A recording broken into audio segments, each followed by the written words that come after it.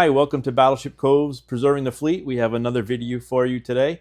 My name is Rich Angelini. I'm the restoration lead for the Joseph P. Kennedy Jr. DD850. We're a Gearing-class destroyer, home port at Battleship Cove in Fall River, Massachusetts. And we're well underway in various restoration and overhaul type programs aboard the Kennedy.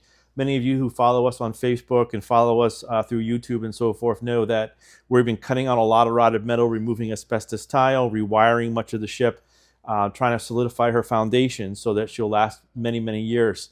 One of the things that we're in here today is we're actually in berthing room C204L. Now, C204L and C205L are both the after berthing spaces under the fantail near Mount 52 on a Fram 1 Gearing class destroyer. Back in the 80s, they began the volunteer crew, and when Tin Can Sailors was hosted aboard here, they thought it'd be a great idea to have Admiral Arleigh Burke, a destroyer memorial museum here. And at that time, ship restoration wasn't where it is today. They removed most of the equipment that you can see here where they burned out all the foot lockers that ran along the bulkhead. They removed most of the berthing stanchions that were in here that housed almost 60 bunks, or racks, we should say, in the Navy. Between the two compartments, C204 and C205, there was over 100 racks. We're talking about missing the racks of X Division, the yeomen and the personnelmen. We're missing the ETs and radiomen. We're missing the radarmen. We're missing the quartermasters. We're missing the signalmen's berthing areas. And we're missing, of course, our division, who was over there next to the ship fitter shop. Many guys on Gearing-class destroyers served in these largest of berthing enlisted berthing areas.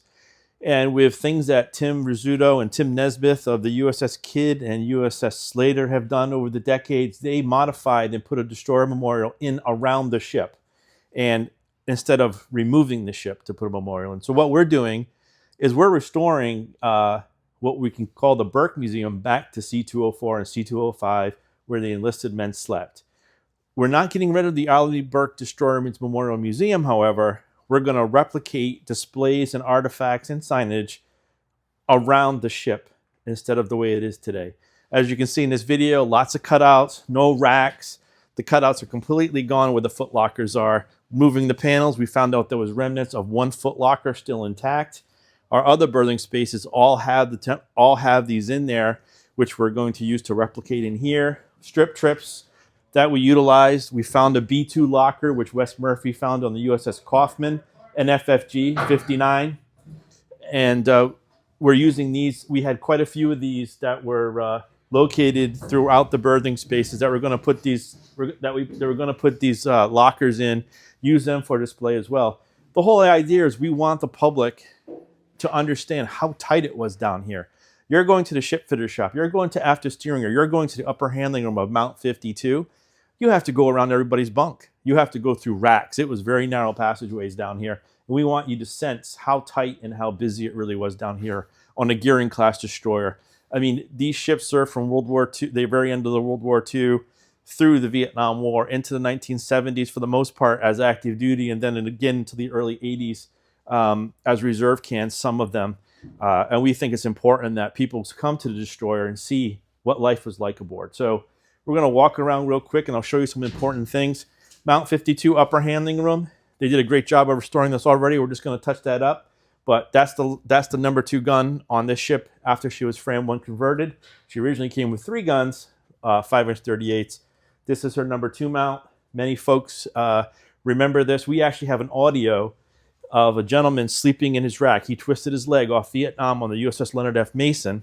And he taped a reel-to-reel of the guns and the 1MC speakers going off and all the things going off in combat. So we're going to play that here when the museum goes in. Tearing down all the display panels, we're finding all the original equipment, hose reels, speaker systems. We found the flash and the gauge panels, all the sound-powered phones. Basically everything that's been hiding from us for quite a while. So we're going to walk this way. This is the original light panel system that was on Gearing-class destroyers for these berthing areas. It also controlled the lower handling room for Mount 52, the lighting systems in there. There was bunks here. There was 3 racks here, racks all here. All this was all berthing, more foot lockers, berthing all here, racks here. I mean, this was a very tight space.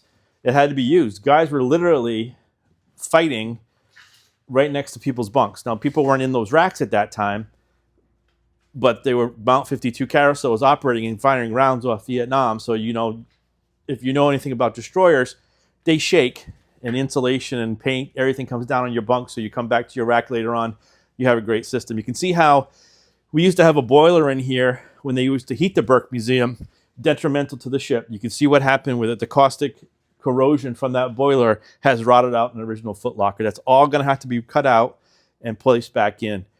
We don't recommend to any museum ships to modify the historical content of your vessel. You're a National Historic Landmark. We're a National Historic Landmark. We're a very important destroyer for the history of the Vietnam War, the Cuban Missile Crisis, Korea, and we believe now that today's generations, that's their fathers and their grandfathers, and it's a story that we need to tell.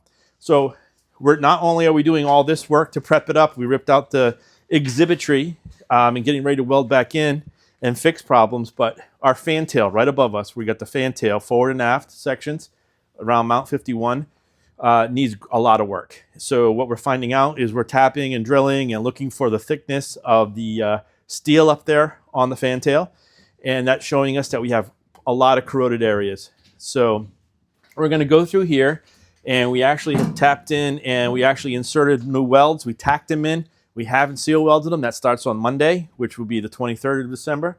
But you'll see a little bit of water in here because unfortunately it snowed. And yeah, we can swim through here. We might need to set the damage control teams. I'm not sure. But this area here, we're taking down all the insulation. We're repairing the whole overhead. You can see up here where there's already new plates tacked in. So once this whole area is secured and the overhead is secured, then we're going to redo all the lockers in here, secondary to C204. And then we're going to repaint this space and hope to have all the berthing back in.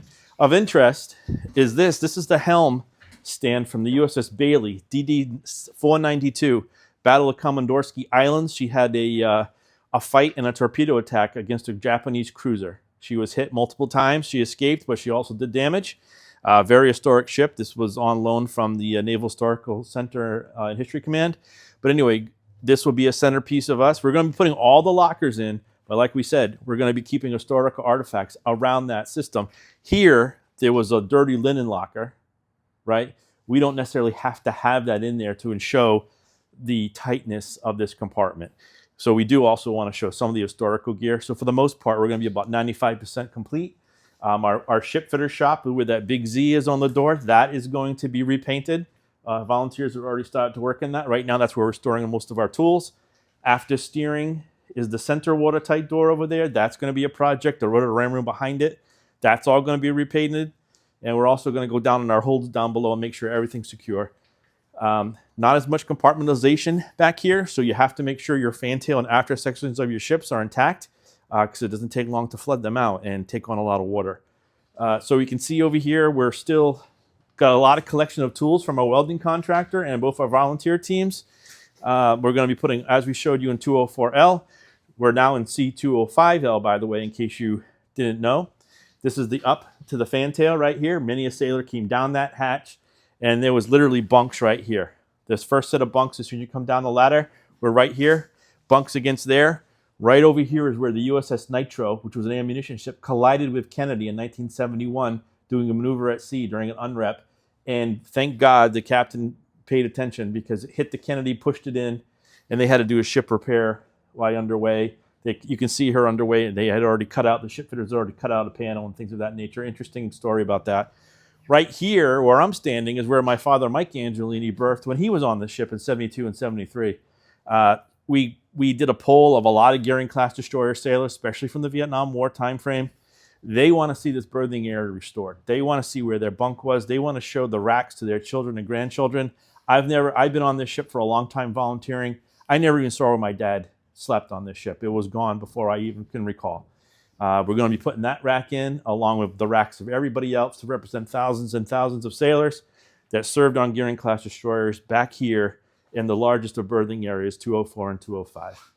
You can see our older panels from our Burke display. Those are the ones we took down.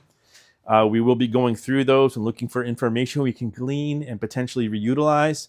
But again, the main part is to make the museum around the structure of the original berthing area. Slater and Kidd have done a great job of figuring out best ways of doing that. We have the volunteer team and thanks to donations from you folks that you sent in, we're able to fund contracting welders that are shipyard qualified. They're coming in and helping us get this job done. They're actually cutting the fantail and inserting new plate week to week. So we're pretty excited about this. This is probably our largest project that we've taken on this ship to restore her back to her original configuration in our history. The dash hangar before that was probably our other biggest project, which completely wiped out years ago. We put that back. But once we get this project completed, we're going to after officers quarters, which is now a memorial. We're going to reduce that memorial down to a smaller size, and we're going to put our officers country back in. But we wanted to show everybody who follows us and some of those historically interested just what we're doing on this Gearing class destroyer and how much effort we're putting into returning her back to the way she looked from the Cuban Missile Crisis onwards to the early 1970s. A whole generation of American sailor fought the communist forces and deterred communist forces for decades. And that's really where this ship's history comes in. And it's our job, considering that she's an national historic landmark, to put her back the way she was for those who served and for the public to be educated at exactly what it looked like when they come in. Because they think that the museum that was here was original. They don't know different in most cases. So basically, we're going to go through the museum. Once people do come through here, and we do have it set up, you're going to go down that ladder that's over here, and we're going to set the museum into 4 quads. The first part on the starboard side is going to be pre-World War II. So we're going to talk about the 4 Pipers in World War I. We'll show artifacts, and we'll show some signage and describe the destroyers there. The after portion near the fantail, where our division could have been, that's the starboard side aft in front of the ship fitter shop or the hull technician shop. That's going to be our World War II section. So we're going to dedicate that whole section to World War II and the conflict and sacrifice of destroyer sailors at that point. We're going to move over to the port side aft in front of the electrical storeroom. That is going to be our Vietnam, our NASA, and aerospace exhibit with destroyers. And we're going to talk a lot about Vietnam, Korea, and the area up to the 1980s. And then we're going to come into this area, and we're going to discuss the modern destroyers, the Spruance class destroyers, the FFs, the FFGs, and also the Arleigh Burke class destroyers, which obviously is going to be the namesake of our museum. We're still continuing to keep the name Admiral Arleigh Burke National Destroyer Museum and Memorial. We're just going to go back and show folks how it was that they lived here. So this section over here was all lockers. We're thinking of one of 2 things, either putting the lockers back and using the insides or exhibits, or creating a display space here and describing the whole story of the destroyers, and the current Navy, or having a kiosk where visitors can come up and look up destroyers themselves. I know we have a few volunteers who are very tech savvy. They can easily set that up with a computer system, and we got Wi-Fi aboard. We can do a lot of great things without ruining the historical structure now. So we're really excited. We're asking folks to continue to donate. If you served on a Gearing class destroyer or another destroyer during the Vietnam War timeframe, we're your ship. We're the ones who are dedicated to preserving your history. That's the look that we have. This area down here, we're still looking for additional funding to help put it together. And we have a lot of future projects that we're trying to do to preserve Kennedy, to represent all the other destroyers that ever served the United States Navy. So that's a quick wrap of what we're doing here in the berthing areas, which used to be the Burke Museum. We're excited about putting artifacts mixed in with the actual tight living quarters and gun mounts and weapon systems and shops that a destroyer carried during the 1960s and early 1970s. So we thank you for watching. We hope you watch us again next time. Check us out on Facebook, both the Battleship Cove Facebook page and also the Kennedy Facebook page. We do a lot of things on the Kennedy too as well. Battleship Cove has a YouTube page. I'm sure you're watching it there right now. The Kennedy has a YouTube page as well with a lot of historical content, mostly vintage film. But appreciate your time, and hopefully you can support us by volunteering or donating. There's plenty of work to do. This is real work to preserve our heritage of the United States Navy. If your family served on a destroyer, you're more than welcome, or any type of ship, you're more than welcome to join our team. I'm Richie Angelini for Battleship Cove, and specifically the destroyer Kennedy. I hope to catch you next time. Thanks very much.